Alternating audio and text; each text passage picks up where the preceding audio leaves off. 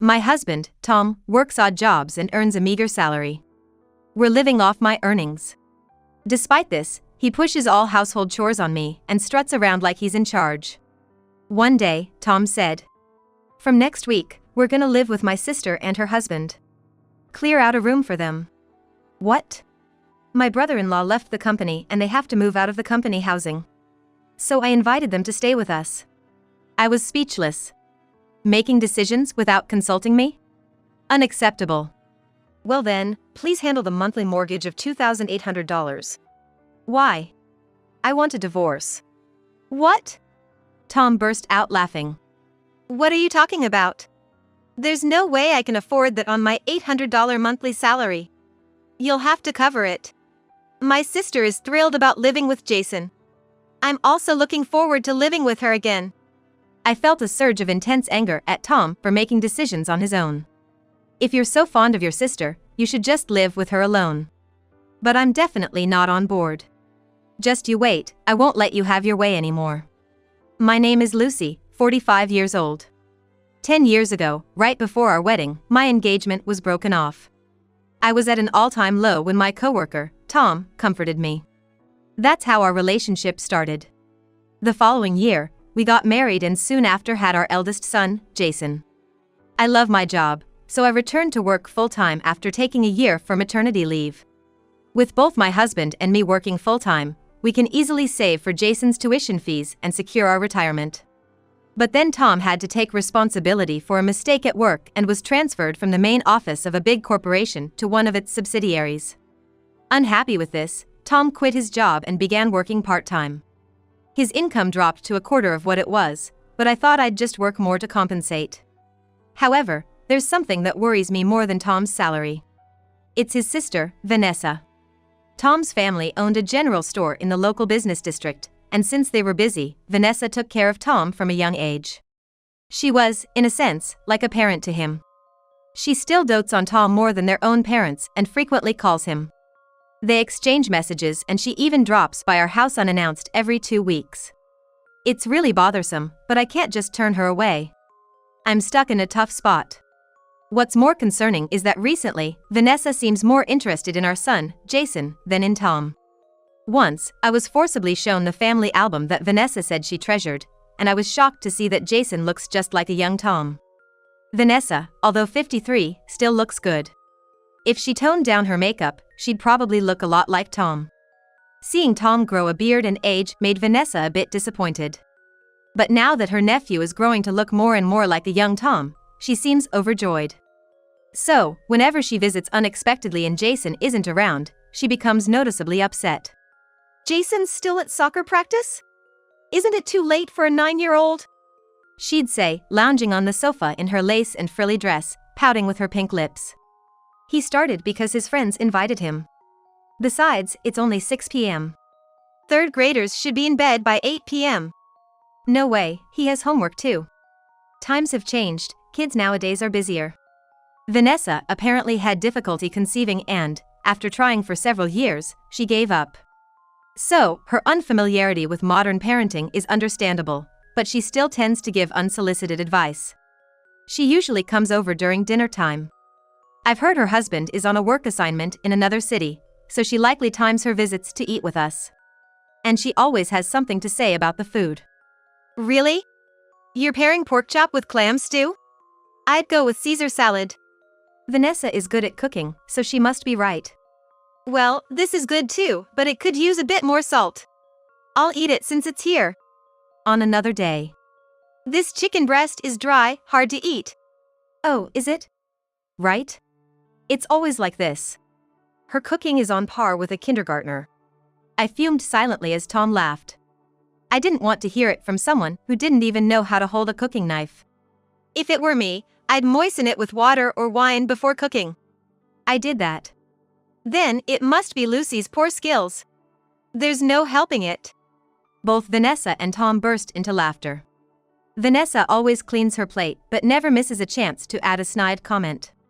Lucy, since Tom's taking care of you, you ought to consider a proper nutritional balance for him, right Tom? Well, yeah. Next to Tom, who awkwardly avoids her gaze, I smirk silently to myself. It seems my sister-in-law doesn't realize that I'm the one supporting Tom. Then, when Jason returns, all hell breaks loose. Jason! It's been 2 weeks. Let Auntie get a good look at you.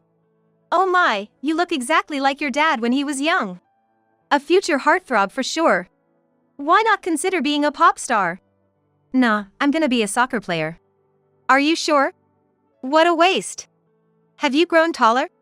Your skin's so smooth, long eyelashes, and silky hair. Lucky you. As Vanessa touches all over his face and hair, Jason forces a smile, but he can't exactly shove his aunt away, so he looks at me for help. Doing the dishes, I rush over, drying my hands, and pull Vanessa away from Jason. Vanessa, please stop. Jason's clearly uncomfortable. It's just a bit of touching. It's not a big deal, right, Tom? Yeah. Vanessa doesn't have kids, so let her touch him. Tom, playing with his phone on the couch, makes the careless remark. It irritates me. Jason isn't a toy. I might find him adorable, but I don't go all touchy-feely on him. This is different. If he doesn't like it, you should respect that. Jason, you don't really mind, do you? With that kind of questioning, how's he supposed to say no? Vanessa, if you don't stop this behavior, I won't let you see him anymore. Oh, don't be so stingy. Fine, from now on, I'll just look from a distance. Vanessa reluctantly agreed, so I felt relieved. However, that's not the only issue in our household. The other day, I suddenly had to work overtime, so I called Tom during my lunch break. Sorry, can you and Jason eat the leftovers in the fridge? Oh, sure. Got it. However, as soon as I came home, Jason ran up to me. I'm hungry. Wait, you haven't eaten yet? Tom, getting up from the couch, grumbled. There's nothing. If it's not freshly cooked dishes, I ain't eating. He snootily remarked, looking at the beef and potatoes I had laid out on the table. If it's just yesterday's leftovers, I don't want it. I'm gonna get a burger. Then, with a scowl, he said to me, if you can't even prepare a meal, don't work late. Well, maybe you should cook every once in a while, Tom. I snapped back, and he replied disdainfully. Excuse me? Isn't housework a woman's job? Even if your cooking sucks. Remember, I took pity on your unattractive self. Thought you'd never find a husband. He smirked wickedly. You can never thank me enough, can you? I was infuriated, but with Jason right in front of me, I bit my tongue. It's always like this. Whenever we fight, he brings up how he rescued me, making it sound like he did me some huge favor. Sure, back then, it was Tom who saved me when I was at my lowest. But now, he's just a low-wage part-timer relying on my salary, and he dumps all the housework on me while acting high and mighty. Will I always be belittled like this? That night, as I gazed at Jason's innocent sleeping face, I pondered. A household where the father ridicules the mother can't be good for a child. Should I get a divorce? But Jason, given my busy work schedule, is attached to Tom. It feels like I'd be taking away his father, and it makes me hesitate. One restless day, after seeing Jason fall asleep, Tom approached me. From next week, we're gonna live with my sister and her husband. Clear out a room for them. What? I was taken aback. Not what, clean it up properly. I haven't heard anything about this. That's why I'm telling you now. Tom said, sounding annoyed. My brother-in-law left the company and they have to move out of the company housing. So, I invited them here. Told them they can stay as long as they want. I was dumbfounded. What is he thinking? Making decisions without even asking me. I put on a smile and turned it toward Tom. Well then, please handle the monthly mortgage of $2,800. Why? I want a divorce. What? After a brief pause, Tom burst out laughing. What are you talking about? There's no way I can afford that on my $800 monthly salary. You'll have to cover it. As if it were a given. Tom continued with a smirk. My sister is thrilled about living with Jason. She says now they can finally become a real family. I'm also looking forward to living with her again. Oh, really? I felt a surge of intense anger at Tom for making decisions on his own. All right, I get it. If you're so fond of your sister, you should just live with her alone. But I'm definitely not on board. Just you wait, I won't let you have your way anymore. Starting the next day, I took some paid time off and began packing little by little while Tom was at work. I called my parents to see if I could temporarily stay with them. They were even more angry than I was, after hearing about Vanessa's attachment to Jason.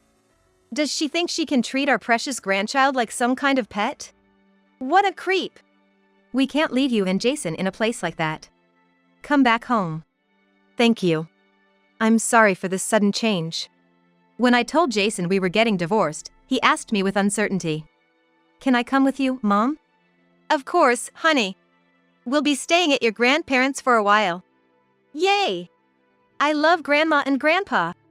I hesitated for a moment before asking. You know, you might not see your dad as often. Is that okay? It's fine. Dad hardly ever plays with me. He just gives short answers to my stories about school, so it's boring. Oh, really? Jason made a face, clearly annoyed.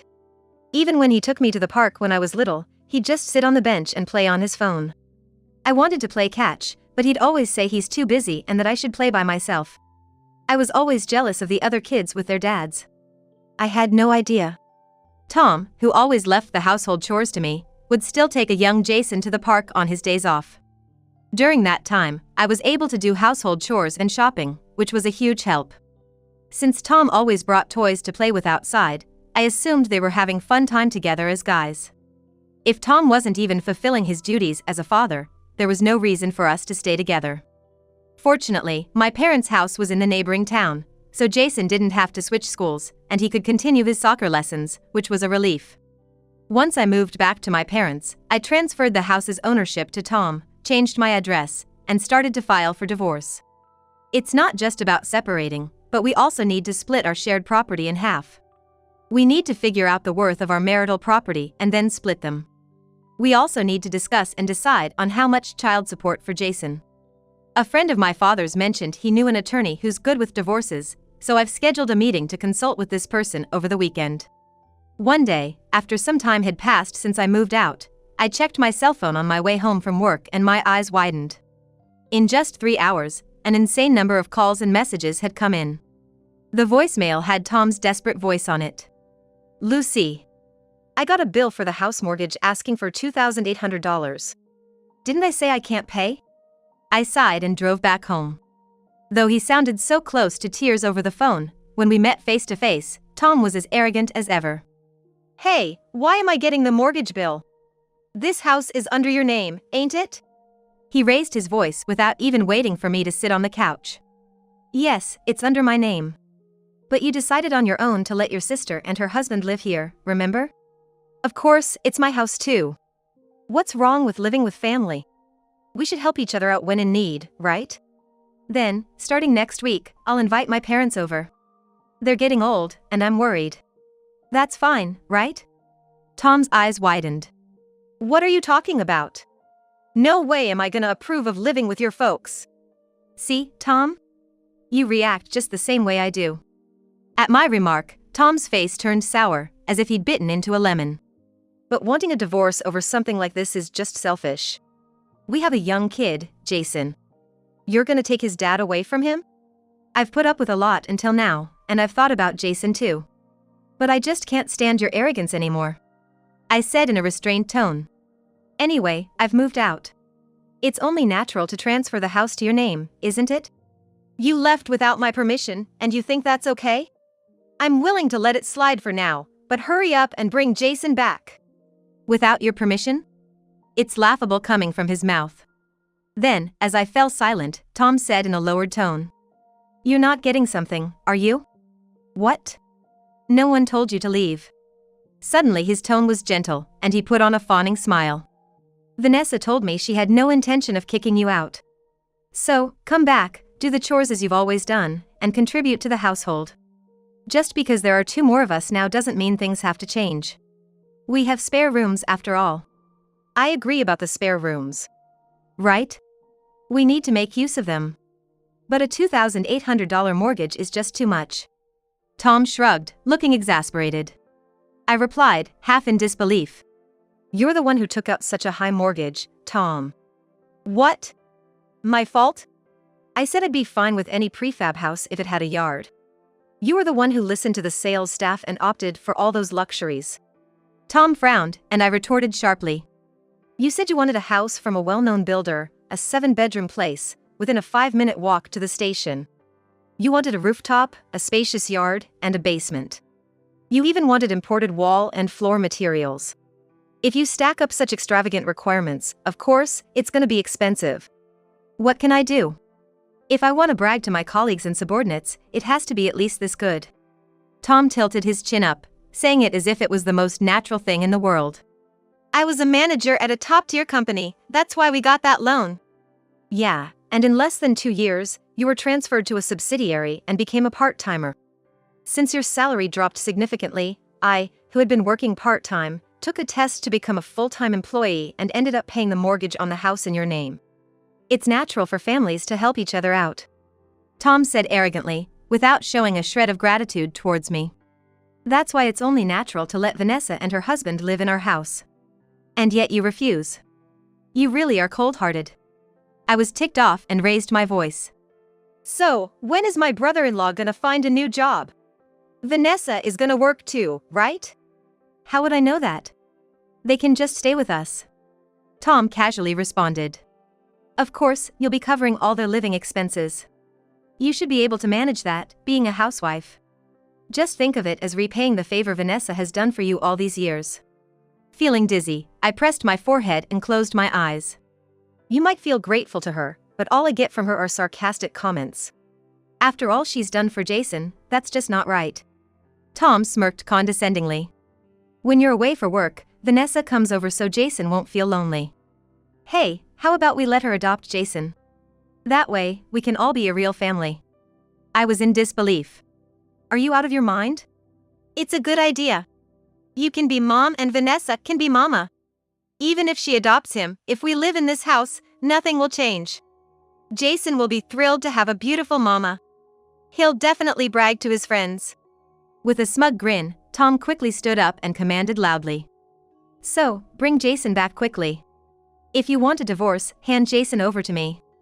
At the very least, every month, you'll transfer child support, the house mortgage, and our living expenses to my bank account. You think I'm gonna agree to that? If you don't, I won't agree with getting divorced. With Tom's definitive statement, I chuckled. Fine. Realizing that further discussion was pointless, I swiftly left the house. I had plans of my own. A few days later, as I prepared dinner in my parents' kitchen, my cell phone rang. Answering it, I heard Tom yelling with a tearful voice. You went to Vanessa and ratted me out? She called me a liar. What the hell did you do? Since she seemed unaware of the facts, I enlightened her. I calmly stated. Tom left the big company long ago and now he's a part-timer. We've been living off my salary. I've been paying the mortgage on our lovely house from my earnings for over 5 years. Since she didn't trust me, I let her listen to the conversation I had recorded from yesterday. She was pretty shocked. You sneaky little! You're just jealous of how close Vanessa and I are. What? Are you nuts? I shouted without thinking. If you love Vanessa so much, why don't you work and support her? I hung up angrily and immediately blocked Tom's number. When I reported Tom's behavior to my attorney, I was advised. It might be best to go for a divorce mediation. I wonder if Tom even has the money for that. While pondering this during my lunch break at work, I received a call from the school Jason attends. Fearing he might be sick, I answered.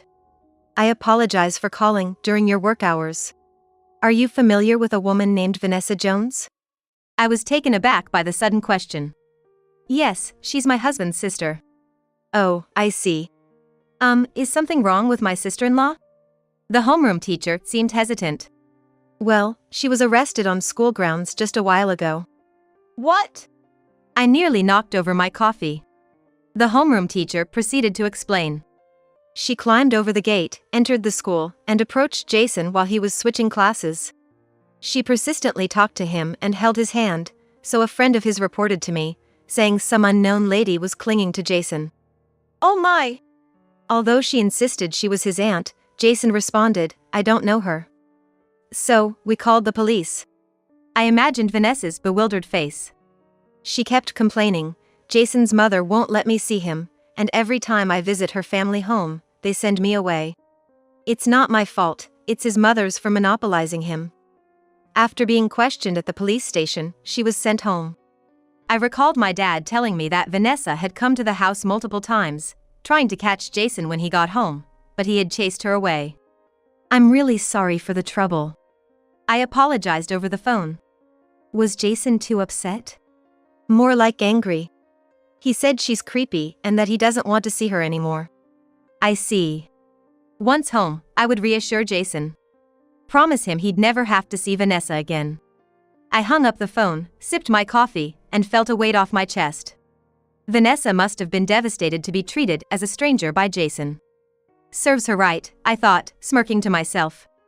Tom was initially very resistant to the divorce, but my attorney persuaded him, saying a divorce mediation would be expensive.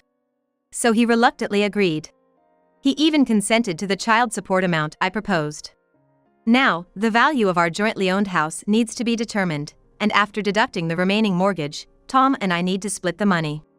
When Tom got a price quote from a realtor and told Vanessa they were selling the house, Vanessa was furious. You'll take care of our living expenses, and I'll be able to spend more time with Jason. This isn't what we discussed. You want us to rent an apartment? We don't have that kind of money. I'm broke too. Sorry, but find a way to move. You said you were a manager at a top-tier company and told me to trust you, but turns out you're just a part-timer. You really let me down, Tom.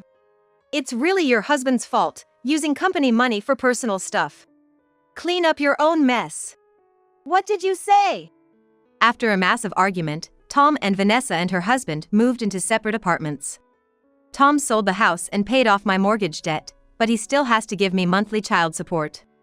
So he took on 5 part-time jobs, working from dawn till dusk, sweating it out just to make ends meet and provide that child support. If he couldn't transfer the child support to my account, I'd have his wages garnished, so I guess Tom is really doing his best. Vanessa and her husband, who borrowed money for moving and initial living expenses, also found jobs and started working. But at Vanessa's workplace, there's Jason's classmate's mother, and word quickly spread about Vanessa sneaking into the school. Vanessa, embarrassed, quickly quit her job and mostly stays at home now. A neighbor recently saw her and remarked that she looked haggard and older than her age. Once the divorce procedure was settled, I moved with Jason to a condo near my parents. In case of sudden late work shifts or weekend duties, my parents help take care of Jason. Jason's always been close to my parents, and as they adore him too, I can trust leaving him with them. I feel so refreshed without having to constantly worry about Vanessa's unexpected visits or seeing Tom lounging on the couch while I'm swamped with housework. I'm open to letting Jason see Tom if he wants to, but Jason seems to have had enough of his dad. Not sure when that might change. In the absence of his father, I, along with my parents, intend to raise Jason with all the love and watch him grow.